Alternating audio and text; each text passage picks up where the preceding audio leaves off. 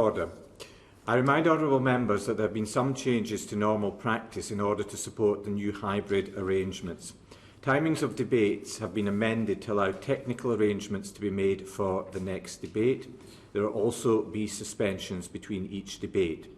I remind members participating physically and virtually that they must arrive for the start of debates in Westminster Hall. Members are expected to remain for the entire debate.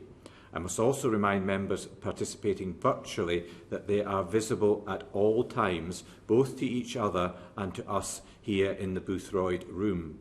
If members attending virtually have any technical problems, they should email the Westminster Hall clerk's email address. Members attending physically should clean their spaces before they use them and as they leave the room. We're anticipating that there might be a vote in the main chamber during this debate, and if there is, I will be suspending proceedings for 15 minutes to allow that vote to take place. I call Nick Fletcher to move the motion. Thank you, and it's a pleasure to serve under you today. I beg to move that this House has considered E-petitions 313310, 557167, 563904, 566718 and 567492 relating to the Government's Spring 2021 Covid-19 roadmap. I am pleased to lead my first petitions debate on what is an incredibly important issue, the easing of lockdown in the country. Collectively, the 5 petitions which we are debating here today gathered approximately 750,000 signatures, with over 600 of those being from my own constituency of Down Valley. Before I start, I would like to thank the individuals who started these petitions, namely Paul Merton, James Roberts and Liz Terry. It was a pleasure to speak with both James and Liz last week, who told me of their frustration in gyms being closed in this current lockdown. However, as I reassured both of them, we have since seen a publicised roadmap out of lockdown in England. I understand that these petitions have taken some time to get to be read, and so I must apologise to the petitioners and signatories that I am speaking somewhat retrospectively. That said, I think it is important for me to highlight why these petitions were signed and what we should all take into consideration as we move forward and recover from this dreadful pandemic. Let me speak first of where we are now with regards to the lifting of restrictions. The vaccination programme in the UK continues to be making great progress. Over 50% of adults have received at least 1 dose of the vaccine, and hospitalisations are down to their lowest levels since September. We all have an enormous sense of gratitude to our NHS and other health workers who have been on the front line in this fight for over a year now. Yet the speed of the vaccine rollout has also relieved some of the fears of individuals who created and signed these petitions that we are debating here today. Golf courses are reopening on the 29th of March. Many people will be relieved to know that gyms are reopening on the 12th of April. Most importantly, however, the government plans to end all restrictions by the 21st of June. Equally, the signatories of the petition regarding gymnasiums being open in Tier 4 should also be reassured, as the easing of the lockdown does not include a return to the tier system. While the developments we have witnessed since the setting up of these petitions are perhaps unhelpful with this particular debate, they are great news for the many thousands of individuals and businesses who have suffered from economic hardship, unemployment, loneliness, and poor physical and mental health over these past 12 months. Despite developments, it is also important that these petitioners themselves have their voices heard. As when all these petitions were first established, these issues would have been extremely relevant and pressing to affected parties. While the lockdown measures were clearly necessary in saving lives and preventing our health service from being overwhelmed, we must not ignore the fact that the restrictions were infuriating to many people. The general public is, after all, used to having the freedom to do what they want. And it is important that us, as members of Parliament who voted for these restrictions, understand this frustration. I certainly understand it. and over the past 12 months, I have seen many social media posts and emails from constituents expressing quite a lot of anger. I must inform the Minister that many did point out that they thought the restrictions were at times illogical, yet I personally understand that the government had to work quickly in response to the challenges posed by the pandemic. The nature of this means that any restrictions were bound to leave certain people feeling wronged, and like with all legislation that has to be rushed through, loopholes or peculiarities inevitably emerged. However, I commend the government for continuing to listen to the concerns of the public and Parliament, and in my own personal capacity as a backbench MP, I can safely say that my concerns and those of my constituents have been heard and often addressed. Frustration with the restrictions was acutely felt by golfers, who at times wrote to me stating that it was unfair how they could go for a walk with a friend yet not have a game of golf on a golf course. To some, these complaints may seem trivial, but for many people, activities such as golf or going to the gym will be a dearly held hobby which gives joy and respite from the everyday stresses of life. I have spoken with many people about the need for gyms to be reopened. Again, I would like to thank Liz Terry, who began one of the petitions, for taking the time to speak with me. Like many of my constituents, Liz raised the very truthful point that along with underlying conditions and age, one of the biggest causes of COVID hospitalisation is having an inactive, unhealthy lifestyle. There is no hiding from this fact, and our own Prime Minister himself has referred to one of the reasons for his hospitalisation was due somewhat to his lifestyle choices. For this reason, I can sympathise with the view of Liz and other gym owners that the government should be supporting gyms and helping this country build back fitter. As COVID-19 has reminded us of the importance of having a healthy lifestyle, would it not be a good idea for the government to establish a programme similar to the Eat Out to Help Out scheme? There could also be a temporary reduction in VAT to 5% across the physical activity sector. This would massively help the industry and also hugely help our NHS by having a much healthier population. Yet let me go back to what the government was trying to achieve and continues to strive to achieve. We all heard the lines, stay home, protect the NHS and save lives. And as I have already touched upon, the whole strategy of the government focused on saving lives. This disease could only spread with human contact and spread especially quickly while in indoor venues. So if we didn't come in contact, it couldn't spread. Yet trying to enforce minimal contact is not that simple in a society and economy as complex as ours. Even in a pandemic, some people have to go to work. NHS staff for one, all our 999 services, our supermarket workers and their suppliers, the dustbin men, the postal workers, the bus drivers, the electricians, the plumbers and the social workers, the list goes on. In other words, our essential workers, the ones who keep this country running and churning away, could not stay at home. We needed them. So those of us who were lucky enough to stay at home were rightly told to do so. Now I know that one of the petitions being debated today, petition 566718, demanded that nurseries be shut. And while I understand that some members of staff in these nurseries may be frightened of COVID, the evidence is clear. Children aged 5 and under are much less likely to pass on the virus and are not adversely affected by it. Equally, nurseries played a crucial role in enabling our key workers to carry on doing the vital work that they do. To have closed the nurseries would have forced many parents to make child arrangements or to reduce their hours. This, I'm afraid, would be wrong and unnecessary, especially as it is clear nurseries are low-risk environments. Throughout this pandemic, I have had many meetings with the Prime Minister, Secretary of State and Ministers, and they stated their strategy was suppress the virus until we get a vaccine.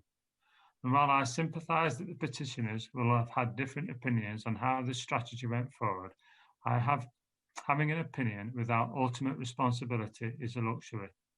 The Prime Minister does not have that luxury, but unfortunately has all the responsibility. and we must not forget this. Over 130,000 people have died. This is not just a statistic. These are people's mums, dads, brothers, sisters, sons and daughters. Meanwhile, businesses have gone bust. Before being an MP, I ran my own business, and I know what it's like to put everything you have into a business. I can only sympathise with those who have built up something themselves only to witness it fail due to circumstances outside of their control. I am pleased that the government announced over the weekend that it will be providing £100 million to 266 local authorities to support the recovery of public-owned leisure centres and gyms. However, as this only covers publicly owned venues, I would therefore like to ask the Minister again if the government has any plans to help gymnasiums through a reduction of VAT to say 5% or through a workout to help out scheme.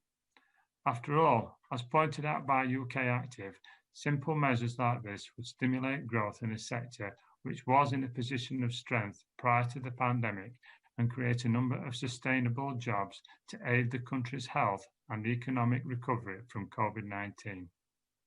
Let us help our country not only level up, but physically get up and build back fitter. Thank you. The question is that this House has considered e-petitions relating to the Government's Spring 2021 Covid-19 roadmap. I call Sam Tarry. Thank you, Mr Mundell, and honoured to serve under your chairmanship for the very first time. I'd also like to thank the Honourable Member for Don Valley for securing this debate at a crucial time for our country as we look to emerge from this latest lockdown. Mr Chairman, as we've already heard in the opening speech, the COVID pandemic has taken its toll, both economically as well as on our nation's health. But alongside the harm caused by the virus itself, there has also been the knock-on impact of people being confined to their homes for months at a time, unable to exercise in the way they were previously accustomed to. That has led to a rise in obesity and mental health issues, which has placed further strain on our NHS, as well as an increased the already challenging circumstance that millions of people across the country are facing during this latest lockdown. There's also the impact on the leisure and fitness industry itself, which, like so many sectors in our country, has been left in a perilous position after suffering a sharp drop in revenue over the past 12 months. Mr Chairman, gyms and fitness clubs should be recognised as well-being hubs and given the support they need to survive and help revive our nation's flagging physical and mental health. The demand for this is clear, with almost 250,000 people having signed a petition on the UK Parliament website which calls for gyms to be opened as we come out of the lockdown and to fund a workout to help out scheme. Such a scheme would see gym memberships, group exercise and personal training all subsidised to give people greater access to health and fitness services. This would be a timely economic boost to the leisure industry, potentially be a positive impact on the NHS in terms of reducing further strain in the future, and of course help lift off of their knees so many gyms and fitness clubs across the country.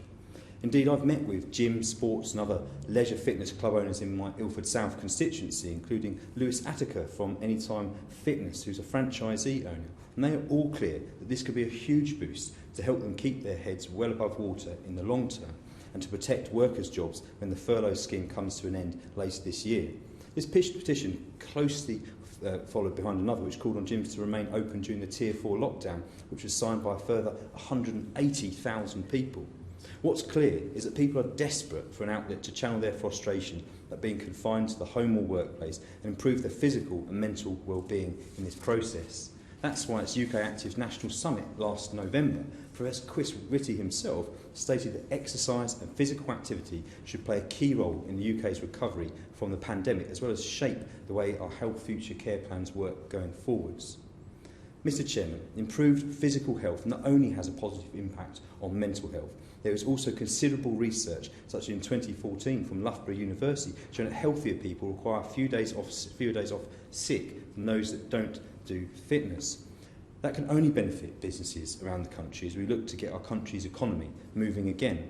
Indeed, I know from personal experience the benefit that exercise can have on physical and mental well-being of an individual. From my days in spit and sawdust gyms in East London like Wag Bennett's in Forest Gate, where I first started lifting weights, and where Arnold Schwarzenegger himself lived and trained while he was in the UK, before helping myself run a gym in East London in my own constituency in Seven Kings called Warren's Gym when I was a young man.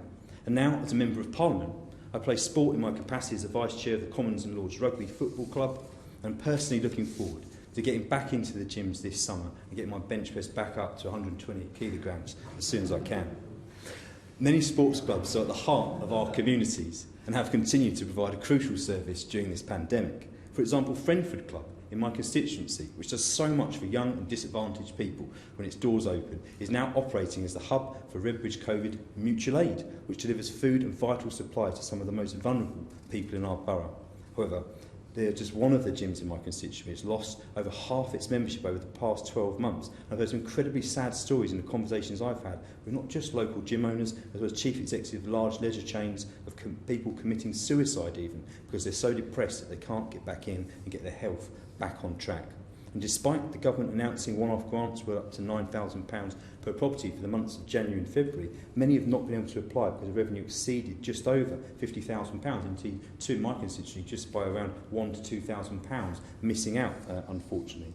They should be rewarded rather than left without support, which across the sector is losing £90 million every single week and putting more than 100,000 jobs, Mr Chairman, at risk. Of further concern is the fact that many fitness businesses do not now expect to make a profit before 2023, with almost 40% of sports facilities surveyed by UK Active at risk of now permanent closure. And that's why I wrote to the Chancellor last month to request a further financial support for the sector, as well as adjustments to business rates.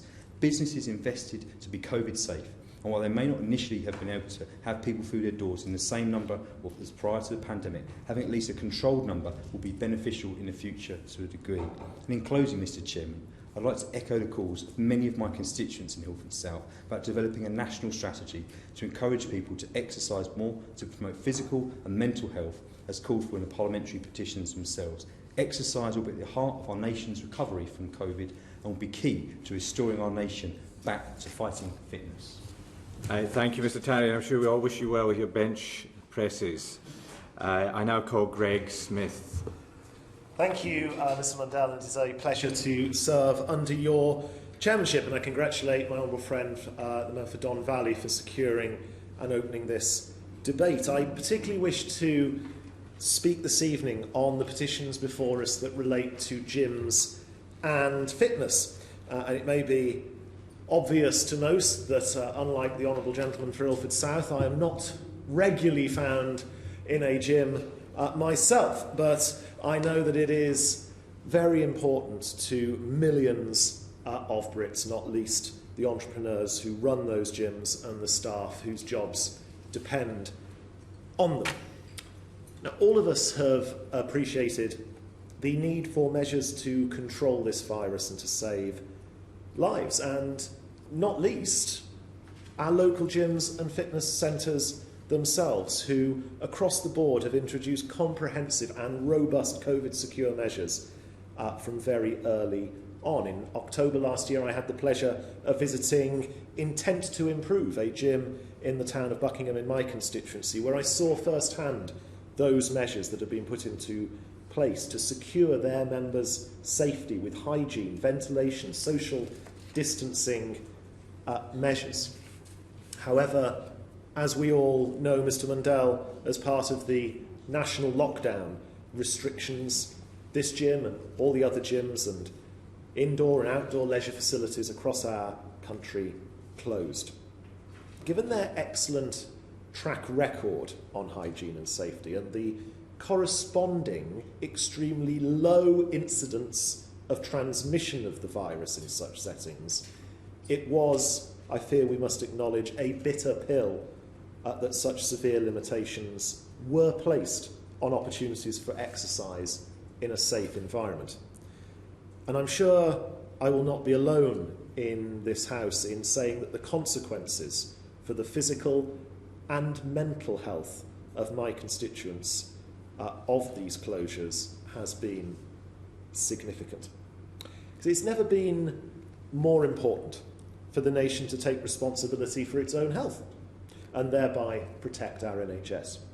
There is a clear correlation between COVID complications, hospitalisations, and the tragedy of losing life to the virus and obesity-related conditions.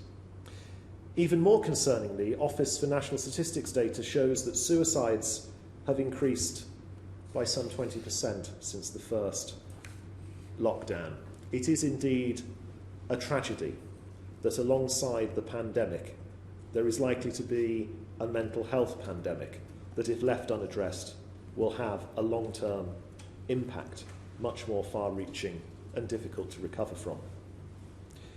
Now, it may once have been true that exercise was a leisure activity, but with COVID and the mental health crisis this country now faces, gyms and leisure centres have become a lifeline for many, many people, many of my own constituents who have written to me to make that point and who have equally signed the petitions we debate this evening. The industry is one of the only sectors scientifically proven to be able to support our nation with underlying health conditions, mental health conditions and other physical conditions. They are and must be part of the COVID solution. As such, I very much welcome the government's decision to prioritise the reopening of gyms on the 12th of April. However, I have become increasingly concerned that fitness studios are not being classified in the same band as gyms. This has particularly impacted a small fitness studio in my constituency, the Energy Effect. I've had dozens of constituents contact me with their disappointment that this business will not be able to reopen on the 12th of April. Exercising together as a group brings immeasurable benefits to everyone: fun, laughter, friendship, and health. I saw for myself last year this studio's approach to mitigating the risk of COVID transmission: enhanced cleaning regimes, restricted numbers, clearly marked and spaced positions in which people do their exercises, and only ever personal equipment used. Their model kept people as far apart and in a socially distanced, safe manner as any other regular gym. In the time it was operating in person, there was not one confirmed case of COVID transmission. The owner, Kirsty, has given everything to keep her clients going in these very dark times. Day in, day out, she has delivered online classes, 24 a week to choose from. And keeping her business has undoubtedly been a lifesaver for so many of her customers, but an online future is sadly not a sustainable future for that business. And I put it to my honourable friend the Minister that surely it cannot be fair that this fitness studio has to stay closed whilst a gym less than a mile away can reopen.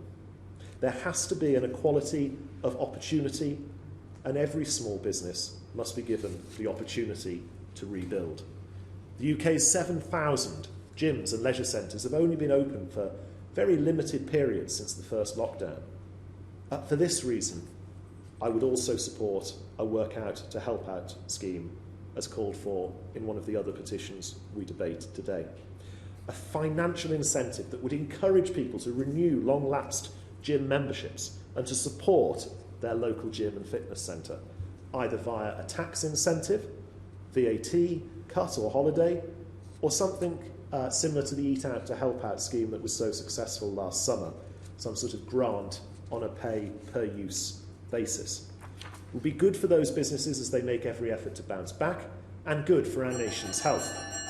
The alternative, I fear, would be swathes of gyms, fitness centres closing, thousands of jobs disappearing and more empty spaces in our towns and cities. So in light of the petitions before us today, I urge Mr Mundell, my honourable friend, the Minister, to do all he can to champion further our local gyms and fitness centres. Ensure there is a level playing field, a fair playing field for all. If we can get this right, it will undoubtedly save lives and livelihoods. Thank you. I call Florence Eshalomi. Thank you, Mr Mundell, and it is a pleasure to serve under your chairmanship. I want to thank the member for Don Valley for securing this important and timely debate. Over 1,000 of my constituents signed the e-petition to open gyms first as we come out of lockdown. Our gyms and leisure centres make it possible for people to exercise in a variety of ways all year round, regardless of the weather. And here in my constituency of Vauxhall, we have facilities to meet everyone's needs, from swimming or spin classes to treadmills and indoor climbing walls. Like many other parents and carers, I'm very much looking forward to when the soft play centres across many of our leisure centres open up again. These facilities provide a physical space for people to exercise. Most of us here in central London live in small flats shared with many others. We don't have room to jump around or install a smart bike or row machine, let alone afford one. And not everyone feels comfortable or safe to exercise outside, especially during the long winter months. And as businesses, our gyms have been hit hard financially. I was contacted by a small independent gym in Clapham, struggling to get the financial support it needed. They came to me for help in accessing the bounce back loan, having lost income from cancelled membership and classes. They did manage to get the loan eventually, but this is typical of how many local gyms have struggled this past year. I was also able to visit another small independent gym, F45 in Brixton, in the run-up to Small Business Saturday last year on the 5th of December 2020. The owner highlighted to me the challenges he was facing with rental payments due to the loss of income from membership fees and cancelled classes. He also highlighted the success in moving some of their more popular classes and fitness classes online to keep in touch with regular members. Mr. Chair, everyone knows that exercise is essential for our mental and physical health. We know that COVID is more serious for people who are overweight and unfit.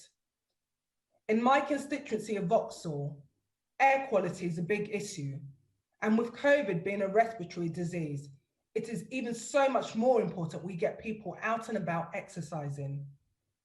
So I urge the Minister to recognise the important role that these facilities play in helping people to stay fit and healthy, and to look at all additional support to help them as we come out of this lockdown.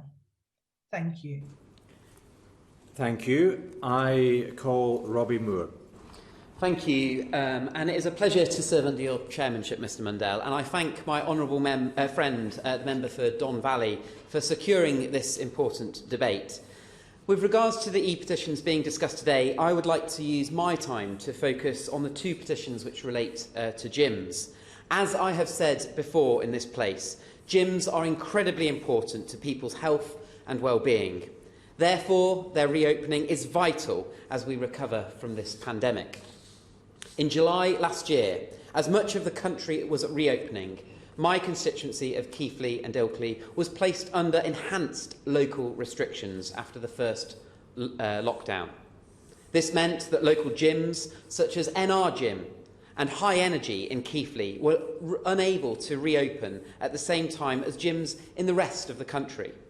And of course, this was the same for all fitness and dance studios, such as the excellent AW School of Dance run by Andrea Wortley in Keighley, and Pure Pilates in Ilkley, which is also an excellent business run by Kirsten Ferry, all of whom I have personally visited to see how lockdown has impacted their business. Instead of these businesses being able to reopen on the 25th of July last year, they had to wait until the following September to welcome their members back. This was despite gyms and these studios having been proven to be some of the safest places to visit and work out. I saw this firsthand when I met Julie Anderson, the owner of High Energy, last October. They, like many others across the country, had gone to great lengths and at cost to make themselves COVID secure. Each exercise area had its own sanitation station. Specialist fans were installed to improve ventilation, and their maximum capacity had been halved from 20 to 10, all to try and make their environment more COVID secure. Despite this, High Energy, And all fitness studios across Keighley, Ilkley, Silsden and the Worth Valley faced months of forced closure. This government makes support for these. This makes government support for these businesses absolutely crucial. Initiatives like the furlough scheme have provided vital support to gyms forced to close over the past year, and I'm pleased to hear of the government's announcement of the restart grants in this month's budget, which will provide an extra £18,000 for leisure and gym businesses. This will bring much certainty to these businesses so that all can eventually open safely. But for these businesses, there is never any substitute for being open. I'm delighted, therefore, to see that gyms will be able to start opening in step 2 of the government's roadmap to easing these restrictions. The roadmap states that gyms will open no later than the 12th of April, but it is vital to ensure that this happens. And of course, I share my honourable friends for Buckingham's concerns about other fitness environments, other fitness studios being able to reopen on the 12th of July. And I want to see that all fitness studios, dance studios, gyms, environments open on the same day, because we cannot underestimate the importance of going to the gym, the importance of the impact that has on our constituents' mental health and well-being. This pandemic has made us all think differently about the importance of good physical and mental health. The reopening of gyms, dance and fitness studios is crucial in our recovery, and I look forward very much to seeing this happening right across my constituency and the rest of Britain. Thank you, Mr Moore. I now call Jim Shannon, Jim, who is joining us virtually this afternoon. Okay, Mr Chairman, thank you so much for giving me the opportunity to speak on this issue. I also thank the Honourable Member for Don Valley for setting the scene so well, and it's a pleasure to follow the Honourable Gentleman for Keighley and thank him for his contribution. The delicate balance of withdrawal from lockdown is never easy to find. Unlike the very specific roadmap that the Prime Minister has outlined thus far for England, in Northern Ireland we're finding it very difficult to provide the steps out, and this is beyond frustrating for very, very many people. We've spent much of the last year under restrictions which don't sit well in a community which treasures freedom, and yet we have done so because we were asked to do so. We have all sacrificed to protect those we love. However, there's no doubt that it has taken a huge toll on relationships within the home, relationships outside of the home, working relationships, and worryingly, mental health. And how important for everyone mental health issues are, and well-being is so critical for everyone. I'm very fortunate, Mr Chairman, to live in a farm, which means whenever I go home, I can go for a walk every day. I've had that opportunity to do that, but there's so many other people who are stuck in a house or a flat with family living on top of each other. And it must be extremely difficult to try and make do. And just yesterday in the Mail on Sunday paper, and one of the honourable members referred to suicides, and I have to say that it has been unfortunately prevalent in my constituency. And the story in the Mail on Sunday yesterday was about suicides amongst young men in particular. And we do express great concern over that and what must be done to try and make things better. Today, I speak out on behalf of those who own gyms, boxing clubs, and in particular I want to mention the dance classes for the young lady Hannah McKillen, who started her dance class just maybe a short time before, about 6 months before the lockdown came in. It was quite a move for her, and she's one of my constituents, and I do understand very clearly the issues for her and what we need to do, and I do hope and believe that we will come out of this very, very soon, and the sooner the better. Also, the constituent who phoned me today, she's a dance instructor, again, surviving on universal credit, just bought her house again before lockdown, and finds herself financially restricted on what she's able to do, and we really need to have those things back in place.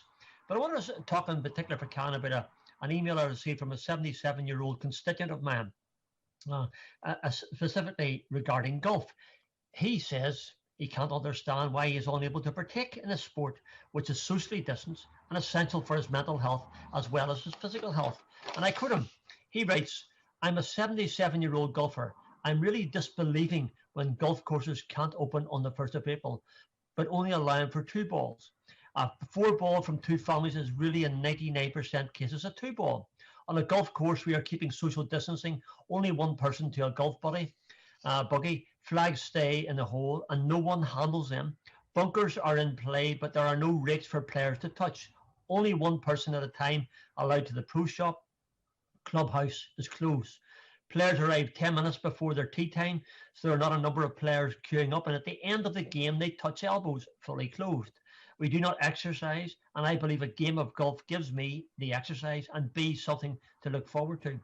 That's a 77-year-old, very, very fit 77-year-old, and one who quite clearly understands what it means to get exercise. It's difficult for me to explain to my constituent and so many others like him who credit their great health in later years to their games of golf and the benefit to their mental health to prevent isolation. It is my belief that a reasoned approach such as one shown on the roadmap need to be utilised more fully, considering those events such as outdoor swimming and other such sports which provide benefits with little mix of transmission. I'm incredibly grateful and thankful for the wonderful job of the rollout of COVID vaccines throughout the UK. And again, for the record, thank the Prime Minister and Government for taking good steps at the right time, unlike other nations. Now we are reaping the benefits, and our economy will reap those benefits shortly as well. This also means that we are in a unique position to coming out of all the previous lockdowns. We have vaccinated our most vulnerable, and indeed the rollout of 50-year-olds is fairly well advanced, and the success is seen with the decrease of death. Whilst the goal remains nationwide vaccination, it is my belief that the completion of vaccination of our vulnerable allows us freedom to allow sensible steps. I think that people want to see those sensible steps, and I hope that they come sooner rather than later. To allow all children back into their schools, golfers back in the course with safety measures, and to allow sea swimmers the safety of swimming close by to others. We need to look towards shopkeepers being told that you can open, but with strict number guidelines. Our economy needs this, and it can be as safely done in a shoe shop as it can be done in Tesco's. We can take those steps due to the success of our rollout. Now is the time, as we come into the milder and greater weather, to carefully map out how we can safely go forward. People are waiting for direction. They're waiting for the return of normality, and sweeping generalisations are not enough. They need the detail, and I believe we, Mr. Chairman, and government must provide it for them. And I believe that they all need to understand the logic behind all of the decisions and then the timescale for their much awaited return. Mr. Chairman, thank you very much. Thank you, Mr. Shannon. And we now move to the closing speeches, and I call Martin Day on behalf of the SNP. Thank you. It's a pleasure to take part in the debate and to serve under your chairmanship, Mr. Mundell. I'm happy to participate today, and I thank the honourable member for Don Valley for opening today's very wide-ranging debate. It's important to acknowledge the various concerns and frustrations of all the signatories to the 5 petitions we're considering. The very extent of what we are debating, from repealing the coronavirus legislation, which sees the Coronavirus Act as an existential threat to our rights and freedoms, to closing all early years environments as a way of protecting staff during lockdown, demonstrates the breadth of worries and uncertainty this pandemic has created in our lives. The concerns in these petitions reflect the complexities that must be considered as the way out of lockdown is plotted, because we know we cannot continue in lockdown indefinitely or until the vaccination programme is completed. Conversely, we also know that easing restrictions too fast could mean a rise in transmission of the disease and back to significant mortality, morbidity, and the risk of overwhelming our NHS. Therefore, whilst acknowledging the petitioners' concerns during this debate, we should also recognise that governments globally have had to make some very difficult choices over the past year. And unfortunately, these difficult choices endure because the virus is not yet gone. As it mutates into potentially more harmful variants, and we have witnessed countries entering a third wave, current decisions continue to require consideration of competing challenges. The SNP Scottish Government's COVID-19 strategy intends to suppress the virus to the lowest possible level and keep it there, while striving to return to a more normal life for as many people as possible. Additionally, the Scottish Government has made clear its prioritisation of education and a phased return for early learning childcare in schools. I mention this in relation to E-petition 566718, shut all nurseries and early years settings during lockdown. In Scotland, as in other countries, this was impossible, as some had to remain open for childcare provision for our key workers at the forefront of our COVID-19 response. In its phased return of all children to nurseries and early years settings, the Scottish Government took advice from the advisory subgroup on education and children's issues, who examined the occupational risks of COVID-19 infection, hospitalisation and death. The available studies found no evidence of any difference between school staff and the wider workforce in terms of risk of infection from COVID-19. Nonetheless, to help educational settings remain as safe as possible and implement safety mitigations, the Scottish Government is providing local authorities and schools with an additional 40 million as part of a wider 100 million package to accelerate school recovery, and will work with local authorities to support young people's well-being in other ways, for example, by providing more opportunities for outdoor learning. Many councils are using some of this funding to monitor and improve ventilation in schools. Additionally, the Scottish Government offers twice-weekly lateral flow testing for all school staff in primary, secondary and special schools. Recent developments with the vaccine rollout and the increased contagion of COVID-19 led to the Scottish Government's strategic framework being updated. This sets out how it plans to restore, in a phased way, greater normality to our everyday lives. Normality for many is playing golf regularly, and I refer here to E-petition 557167, allow golf to be played with appropriate safety measures. In Scotland, golf is permitted outdoor informal exercise so long as safety restrictions are adhered to. For example, although everyone should stay as close to home as possible, from the 12th of March, 4 players from 2 households can travel up to 5 miles from their local authority boundary to play golf in a physically distanced way. Also, if a course has a designated COVID officer, adults can participate in organised golf for members who live within the local authority area of up to 15 people. This decision took the nature of golf into account, recognising the benefits of outdoor activity and consistent evidence that risks of the virus transmitting outdoors are low. Similarly, outdoor gyms can be open in Scotland, which goes some way to addressing E-petition 563904, keep gyms open during Tier 4 lockdown. However, I can understand why this may not always be appealing with our weather conditions. The Scottish Government knows that indoor gyms and fitness facilities provide important services that help improve the physical fitness and mental well-being of those who attend, but it was impossible to keep them open whilst areas were facing high infection rates. Related to this is E-petition 567492, Open Gyms First as we come out of lockdown and fund a Workout to Help Out scheme. I'm sure these petitioners will be pleased to know that the Scottish Government has not prioritised the opening of pubs ahead of gyms and swimming pools, and has made grants available to help businesses reopen progressively. Concerning E-petition 313310, Repeal the Coronavirus Act 2020, SNP MPs had serious concerns about the lack of parliamentary scrutiny of the powers in the UK Government's Coronavirus Act and raised them during the passage of the bill's second reading. That is why the Coronavirus Scotland Act 2020 contains a range of measures to ensure scrutiny of Scottish Government decisions. Also, where possible, provisions in the Scottish coronavirus legislation have been suspended or expired when they have either fulfilled their purpose or the Scottish Government has listened to compelling views supporting change. In conclusion, this has been a wide-ranging debate, and I think it fair to say that we are on the road out of lockdown. Perhaps not as fast as some would like, but there is a delicate balance and we have to get this right. To that end, I would urge that for continued suppression of the virus in the UK as we come out of lockdown, the UK government should follow the Scottish Government's example on hotel quarantines.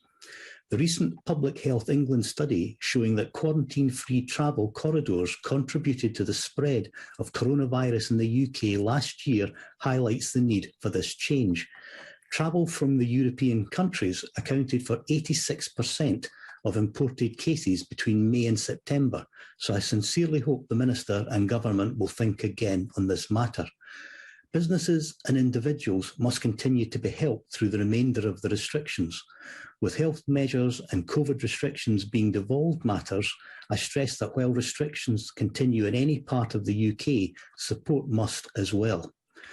While we welcome the extension of furlough at the spring budget, it should be continued for as long as it is needed.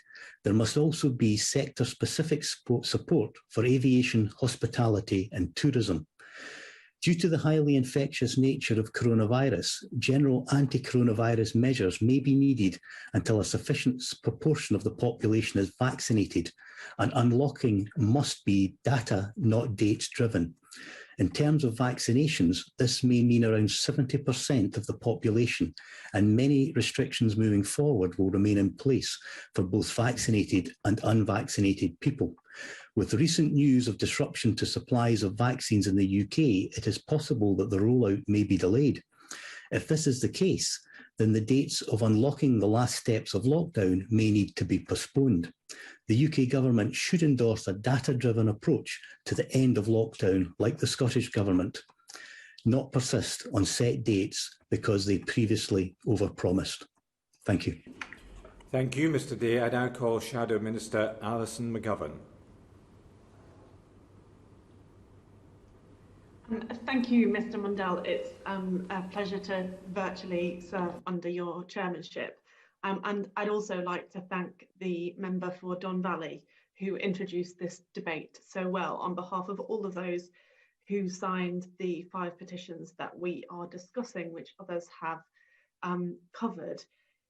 It's a tribute, I think, to the system of parliamentary petitions that then trigger these debates, that people do participate. They want to sign petitions, they want to draw issues to our attention, and the member for Don Valley captured the importance of this well. And I think that it's a good thing that we in the House of Commons do develop this system so that people, even under these extremely challenging and difficult circumstances that we are in at the moment, the public can be heard and have their say.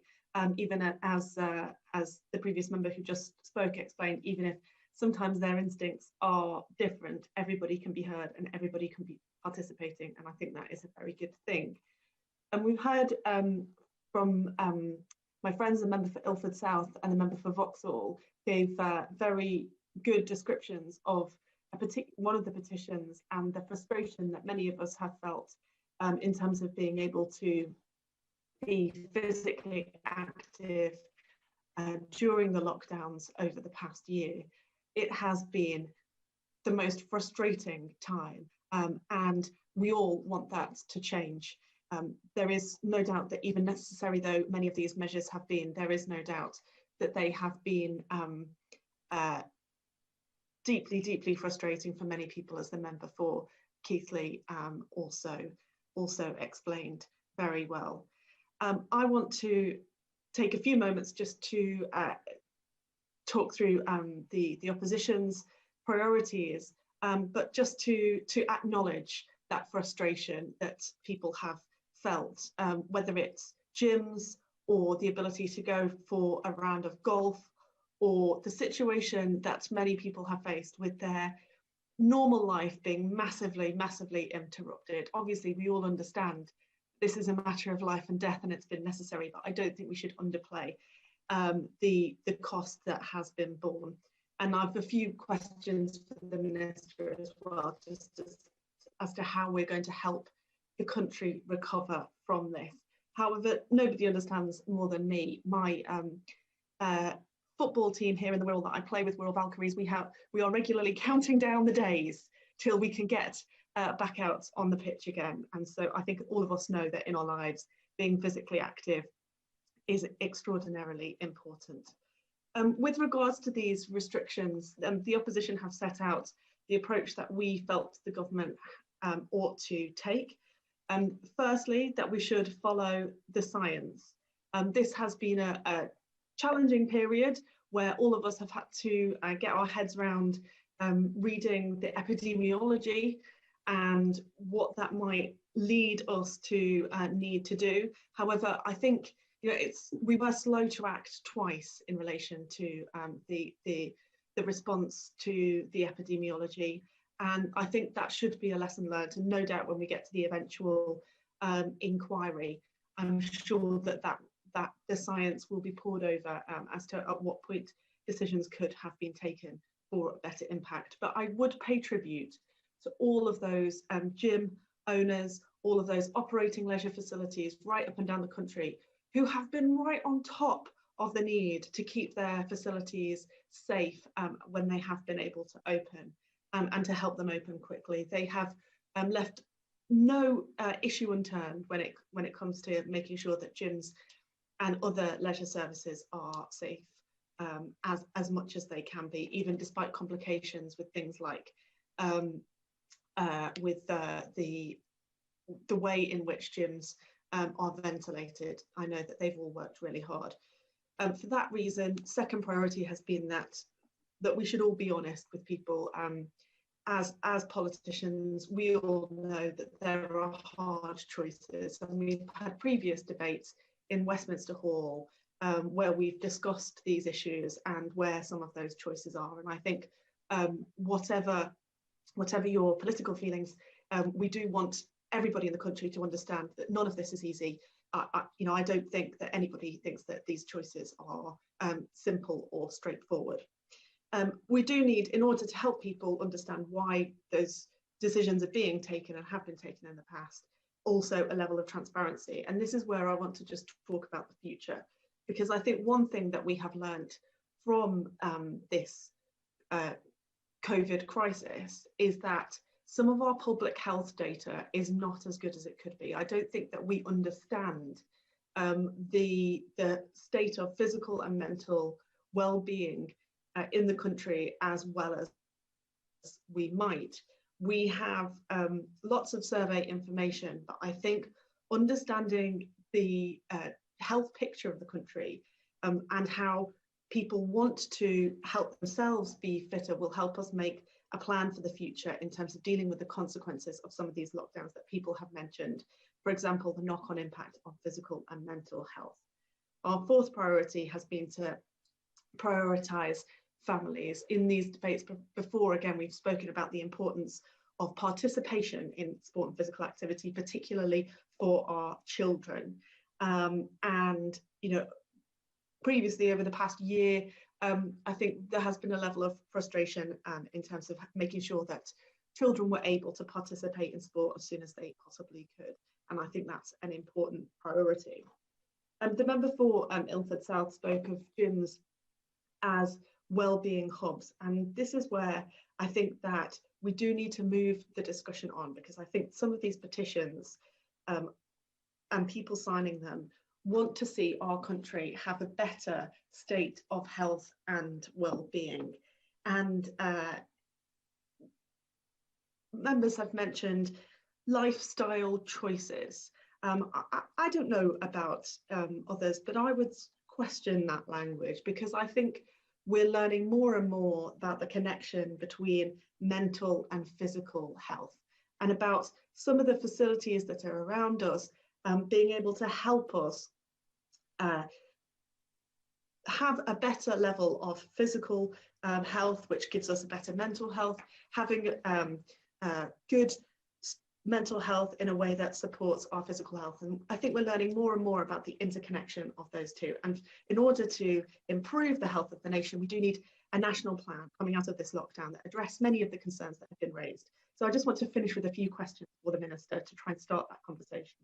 And firstly, what steps are the government taking, and particularly in DCMS, to understand properly the underlying state of public health, particularly around the connection between physical and mental health? We've had obesity strategy after obesity strategy that has not really seemed to get us very far. So how are we going to understand really the underlying issues?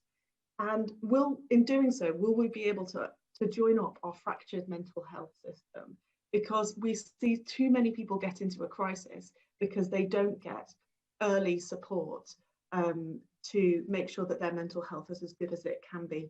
We have previously experimented with physical fitness by prescription. That seems to have dropped off the agenda. So will the Minister say where he thinks we're headed in policy terms on that front? Thirdly, what steps is the government taking to boost participation? You know, with the Sport England strategy that was released at the beginning of this year, I know prioritises that participation and dealing with some of the issues that lockdown has created.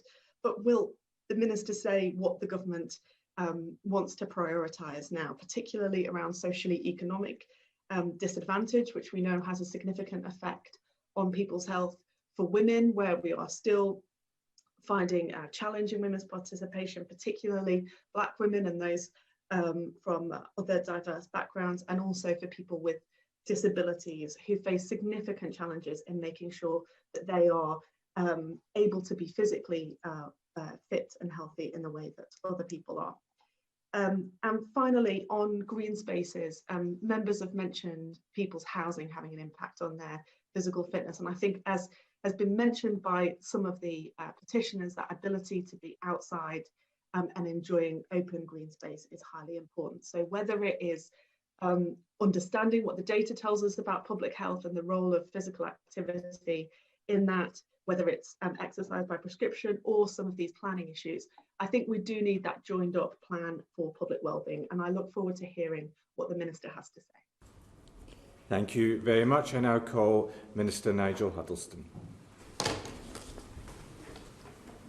Well, thank you, Mr Mundell, and it's a pleasure to serve under your chairmanship.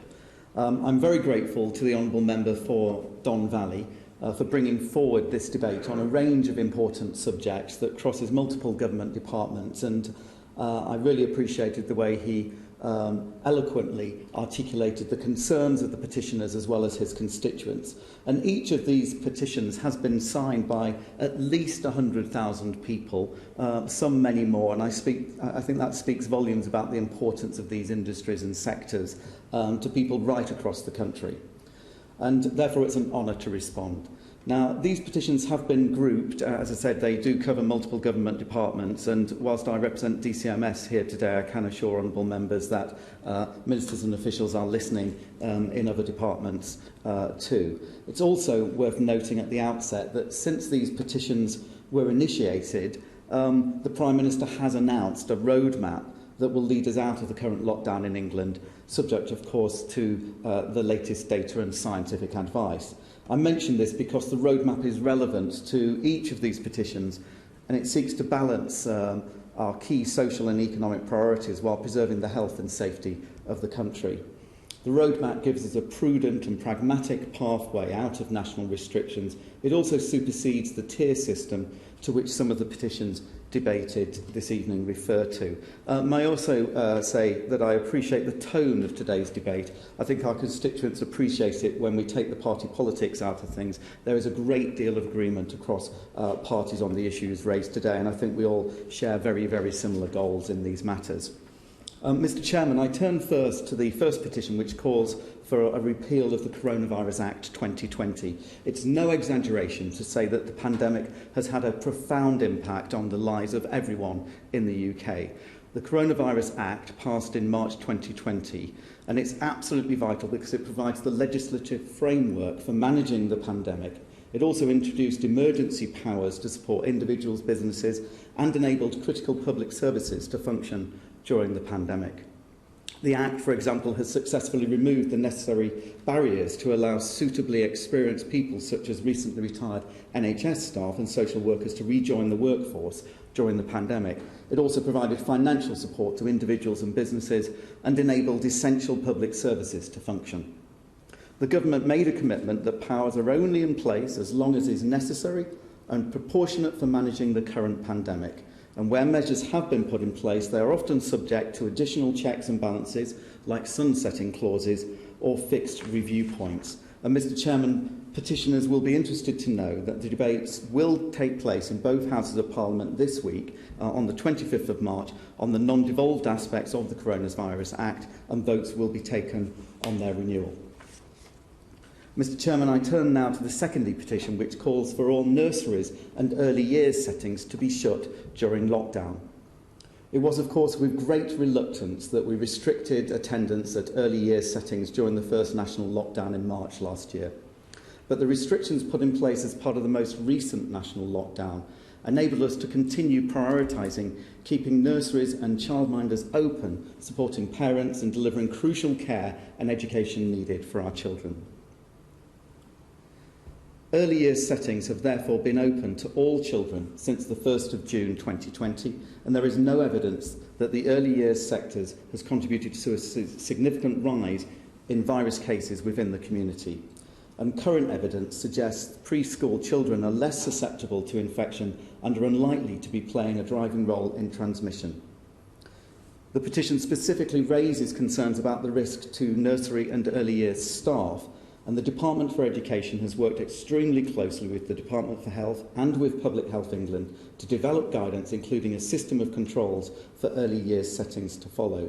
And this aims to create an environment for children and staff where the risk of transmission of infection is substantially reduced. It includes, for example, enhanced cleaning, regular hand washing, staff wearing face coverings in communal areas, minimising mixing within settings, and the isolation of close contacts of positive cases. Rapid testing is also a key part of the controls, and all years staff can now access lateral flow home testing. Now, we continue to listen carefully to the latest scientific and medical advice, and we keep our guidance under review to make sure the right controls are in place. Mr Chairman, I turn now to the three remaining petitions which dominated today's debate and which are more relevant to my role as Sports Minister. The first calls for golf to be allowed under appropriate safety measures. The second calls for gyms to reopen now. And the third calls for a Work Out to Help Out scheme. Now, the importance of sport and physical activity to the nation's physical and mental health has never been more apparent. And this was mentioned in the speeches given today by the members for Ilford South, Buckingham, Keighley, Vauxhall, Strangford, and in fact all the opposition spokespeople. So everybody recognises this. Sport and physical activity are a powerful defence against the Covid-19 pandemic, and in each of the lockdowns this has been reflected in the government's approach, with the importance of regular exercise being recognised and highlighted. Grassroots sport has been prioritised in the Prime Minister's roadmap above the return of every other part of the economy. This is recognised by the honourable members for Buckingham and Keighley. And our national life, above all, is going to come back stronger and healthier as a result of this focus. Now, the roadmap introduces a step approach to the return of outdoor and indoor sport areas across England, including the reopening of golf courses and gyms and exercise studios. Most immediately, and subject to the latest data, sport returns from the 29th of March, which is when outdoor sports facilities can reopen, and this will broaden the options for outdoor exercise and recreation for all of us. And now I know that all of those who signed the petitions to allow golf to reopen will be pleased to know that they can take to the greens and fairways again in England in a week's time, including in 4 balls. The SNP spokesperson also mentioned the importance not only of sport as a physical activity helping with our physical and mental health, but also of the economic importance of sport, including golf. We had another debate recently, another similar debate in Westminster Hall, highlighting the hundreds of millions of pounds that sport brought into the economy. Golf tourism alone worth well over £400 million. And in my combined role of both Sports and Tourism Minister, I can assure honourable members I'm very aware of that. Now, formally organised outdoor sports for all ages can also restart from the 29th of March, including team sport, individual sport and organised sports participation events. And these will not be subject to the gathering limits, but should be compliant with guidance issued by national governing bodies. And we appreciate the work that national governing bodies have conducted over the last year to create that guidance, working very closely with government. Now, Step 2 will commence no earlier than the 12th of April, and here we will see the reopening of some sections of our indoor economy, including gyms and fitness centres for individual use, and exercise classes will be able to resume as part of Step 3 of the roadmap no earlier than the 17th of May. Unfortunately, we cannot open everything at once, though I hear the appeals of honourable members pointing out that we wish exercise classes to be open as soon as possible. I believe this is a reasonable step forward, and of course the incentive of all in government is to try and get as much open as soon as possible, but in a safe way. On that note, I would also like to express my appreciation and applaud the work done by the gyms and leisure sector. As mentioned by many honourable members today, they've put considerable time, effort and expense into making sure that the facilities are safe. And I think that's hugely important in terms of building confidence to members, as well as showing that they wish to protect staff. So I welcome the return of the many hundreds of thousands of people who are absolutely passionate about going back to their gyms, and look forward to them doing so in a secure manner. I cannot wish to compete with the Honourable Gentleman for Ilford South in his bench pressing, but I think we can all join in with him with his passion to see these gyms open again as soon as possible. Now, I also understand why so many have also supported the aim of this petition to introduce a Work Out to Help Out scheme to support the fitness and leisure sectors through this time, in a similar vein to the Chancellor's Eat Out to Help Out scheme that was launched in the summer last year. Now, people were very keen, understandably, to want to do their bit to help struggling gyms and struggling fitness centres, as well as keeping fit themselves. And I can understand the sentiments behind this proposal, but the government has provided support in other ways, including, of course, through tax reliefs, cash grants, employee wage support, loans, and so on, to ensure that these facilities both survive and then are able to open again as part of Step 2 of the roadmap. Honourable members have suggested other measures, and I know we've had conversations with UK Active and others to see if we could extend the VAT cut, which currently exists for tourism and hospitality, to see if that could be extended to the leisure sector. I could never make commitments or promises on behalf of the Treasury, Mr Chairman, as you well know. But I can tell him conversations are taking place, but of course these are always subject to Treasury decisions, and this is a challenging area, but I definitely hear the appeals made today by honourable members, UK Active and others, as I'm sure have the Treasury. The government has also provided over £100 million to support 266 local authority leisure centres, and Sport England has provided over £220 million to community sport clubs to promote these clubs and ensure these facilities can open. And the honourable member, the opposition spokesperson, Labour Party spokesperson, who I've got a great deal of respect for, did raise several questions about priority. I think we've seen throughout the last few weeks the focus on the government's emphasis on sport and physical activity. I can assure the honourable member this is a focus of mine too, as she would expect as Sports Minister. And she was also right to mention the work of Sport England, which of course is the arm's-length body for grassroots sport and promoting sport and activity levels across the country. Sport England plays a pivotal role in the government's sport and activity strategy. It will continue to do so. They have articulated their 10-year plan, which we completely support. Government will also be articulating its strategy. And even today, for example, I spoke with the Education Minister about the importance of sport and physical activity at school, and we will also be refreshing the school sports and activity action plan. So there'll be lots of work and focus from government, and this will cross departments as we continue to focus on the importance of physical and mental health and the benefits of sport and physical activity. So I'm delighted that the sport and recreation issues are at the forefront of honourable members' minds as we begin to open up both our society and the economy after the devastation and disruption of coronavirus that's been brought and impacted all of our lives. The pandemic has also been an opportunity to reflect on the sort of country we want to build in the future, the sort of Britain we wish to rebuild. And Mr Chairman, as Sports Minister, I will be working hard to make us as healthier and fitter nation as possible so that we come back stronger than ever. And I look forward to working with colleagues on both sides of the chamber in achieving just that. Thank you, Minister. And I now call Nick Fletcher to briefly respond to the debate. Thank you, Mr Chairman. I'd just like to thank all members who have taken the time to speak at this important debate today, and to Minister Huddleston for taking the time to address the concerns of the petitioners and signatories. Again, I would like to state what a pleasure it has been to lead my first Westminster Hall debate. In particular, I would like to thank the Honourable Member of Ilford South, who rightly pointed out that as healthier people take fewer days off sick, a national strategy that promotes exercise will benefit businesses and individuals as we come out of the economic downturn. Furthermore, I commend my honourable friend from Buckingham, who spoke of the positive impact that exercise has on mental health, and I'm delighted that he also agrees with me that the government should strive to set up a work out to help out scheme. The honourable member for Strangford was right to commend the Prime Minister.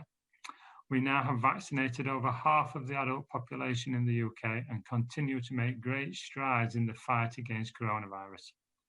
I know the government's roadmap will come as a welcome news to all those who started and signed the petitions, and confirms that the government is committed to removing restrictions as soon as it is safe to do so.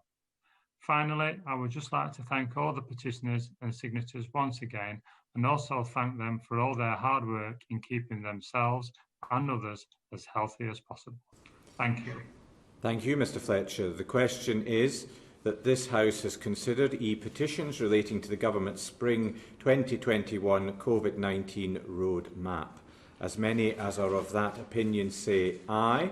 Aye. Of the contrary, no. I think the ayes have it. The ayes have it. Order, order. Please will members leave the room promptly by the exit door on the left while observing social distancing. Thank you.